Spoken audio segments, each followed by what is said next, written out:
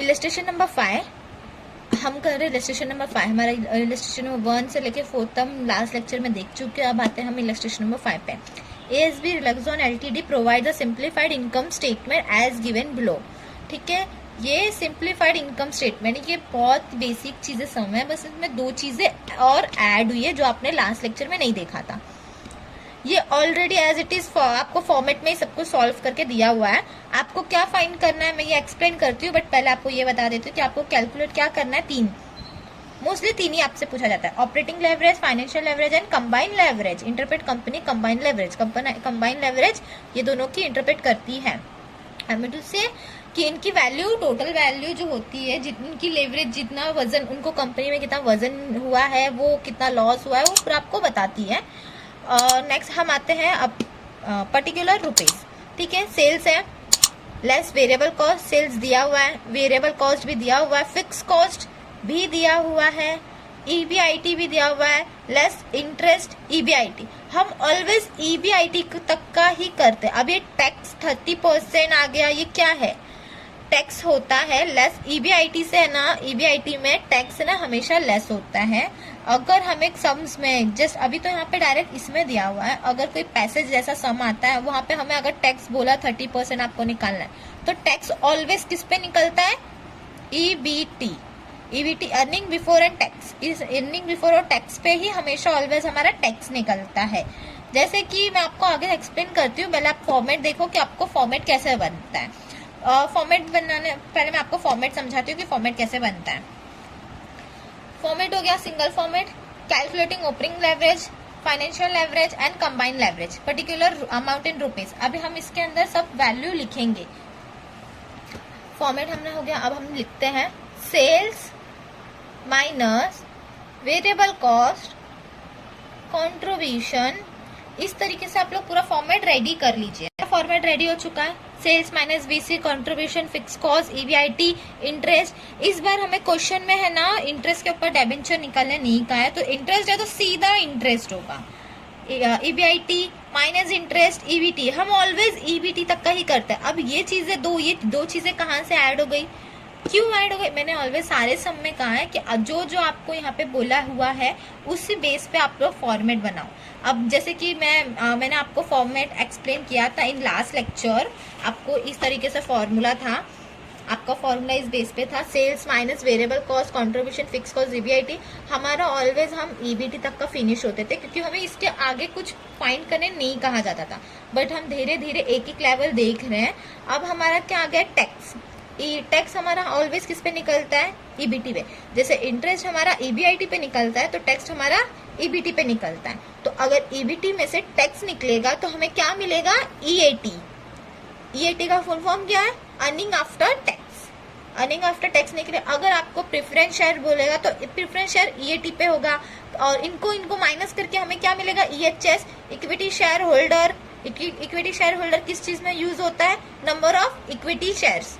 Number of equity share अगर इन दोनों को माइनस करके अगर हम निकलेंगे तो ESP मिलेगा, अर्निंग फॉर शेयर्स। ये अभी आप इतना माइंड यहाँ पे मत लगाओ, वरना आपका सर दुखने लगेगा। अभी जहां हम हैं वहां पे रुकते हैं टैक्स पे। ठीक है, हम सम सॉल्व करते हैं, उस हिसाब से हम देखते हैं। अब हम स्टार्ट करते हैं समस करना, पोस्टिंग करना, वैल्यू उधर पुट करना। ठीक है, हमारे सेल्स क्वेश्चन नंबर क्या हम कर रहे हैं? 5th इलस्ट्रेशन हमारा 5th। सेल्स कितना दिया हमें? 10,50,000। तो सेल्स कहाँ है हमारा? 10,50,000। देन क्या बोला है? वेरिएबल कॉस्ट है। वेरिएबल कॉस्ट हमें क्या दिया है? 7,67,000। 7,67,000 इनको माइनस करेंगे तो हमें क्या मिलेगा? कंट्रीब्यूशन कितना मिलेगा? 2,83,000। 2,83,000 हमें मिलेगा। आप चाहे तो चेक कर सकते हो, ये चेक करते हैं। 10 lakh, my mistake, 10,50,000 minus 7,67,000, 2,83,000। Done. अब हमें क्या है? Fix cost. फिक्स कॉस्ट हमें दिया हुआ है। फिक्स कॉस्ट हमारा कहाँ है? यहाँ है, देखो, 75,000। इनको अब माइनस करेंगे तो हमें क्या मिलेगा? EBIT हमें मिलेगा 283,000 माइनस 75,000 कितना मिला हमें? और यहाँ पे 1,08,000। डन। नेक्स्ट हमारा क्या है, इंटरेस्ट। इंटरेस्ट हमें डिबेंचर दिया हुआ है, हमें इंटरेस्ट के ऊपर कोई डिबेंचर नहीं दिया हुआ है, इंटरेस्ट हमारा डायरेक्ट वैल्यू दिया हुआ है 1 डन। अब इनको अगर हम माइनस करेंगे तो हमें क्या मिलेगा, ईबीटी। हम ऑलवेज ईबीटी तक स्टॉप हो जाते हैं। अब मैंने जैसे अभी थोड़ी देर पहले आपको बताया कि ये कब आएगा, जब हमें ये बोला होगा। मैंने ऑलवेज कहा है सम्स में जो जो आपको बोला गया है फाइंड करने, आप वही फाइंड करो। मोस्टली ईबीटी तक का खत्म होता है, बट अगर आपको टैक्स दिया है तो टैक्स किस पे कटता है, ईबीटी पे कटता है। जितना टैक्स 10%, 20%, 30% जितना बोला उतना ईबीटी पे टैक्स कटेगा। और टैक्स कटने के बाद हमें क्या मिलता है, ईएटी। ईएटी का फुल फॉर्म क्या है, अर्निंग आफ्टर टैक्स। मैंने आपको फॉर्मूले में करवाया है, आप लोगों को इसका फुल फॉर्म चाहिए तो आप वहां से लर्न करना। ईबीटी अब हम दिन को माइनस करेंगे, हमें क्या मिलेगा, ईबीटी माइनस कितना हमें माइनस करना है, क्या मिला हमारा, देखो 98,000। क्या मिला हमें, 98,000 ईबीटी। ठीक है, अब हमें क्या निकालना है, टैक्स निकालना है 30,000। तो 98,000 पे हमें क्या निकालना है, टैक्स कितना, 30%। 30%, सॉरी 30,000 नहीं, मैंने गलती से 30,000 बोला। हमें क्या निकालना, 30% निकालना 98,000 पे। तो हमारा क्या वैल्यू मिला, हमें कितने का टैक्स मिला, 29,400 हमें क्या मिल गया, टैक्स। अब ईबीटी माइनस टैक्स।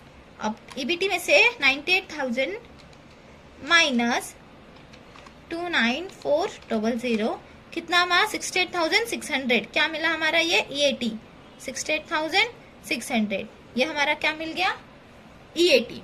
अब ईएटी मिल गया। अब देन हम हमें क्या फाइंड करने वाला, operating leverage, financial leverage and combined leverage. अब ये 3 फाइंड करेंगे। डन। तो ये तीनों फाइंड करना है। ऑपरेटिंग लेवरेज का फॉर्मूला मैं शॉर्ट लिख रही हूँ, आप लोग फुल फॉर्म लिखना। Operating leverage full form contribution upon EBIT.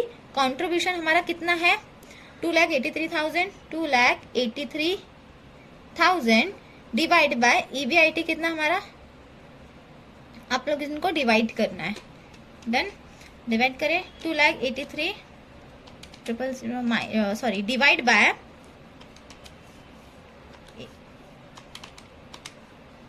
क्या आंसर है हमारा, 1.36। डन। सेकेंड हमें क्या बोला है, फाइनेंशियल लेवरेज फुल फॉर्म लिखना, मैं शॉर्ट लिख रही हूँ। फाइनेंशियल लेवरेज का formula EBIT divide by EBT. EBIT हमारा कितना है, 208,000 डिवाइड बाय ईबीटी कितना है हमारा, 98,000। डिवाइड करेंगे, डिवाइड बाय 98,000 कितना है हमारा, 2.12। ये हमारा आंसर आ गया। तीसरा क्या है हमारा, कंबाइंड लेवरेज। कंबाइंड लेवरेज मतलब इन दोनों का कंबाइन। डन। कंबाइंड लेवरेज का फॉर्मूला क्या है, operating leverage into financial leverage is equal to, operating leverage का वैल्यू कितना है, 1.36 इंटू 2.12। आंसर क्या आएगा देखते हैं, 1.36 इंटू 2.12 क्या है हमारा, 2.88। ये हमारा वैल्यू है।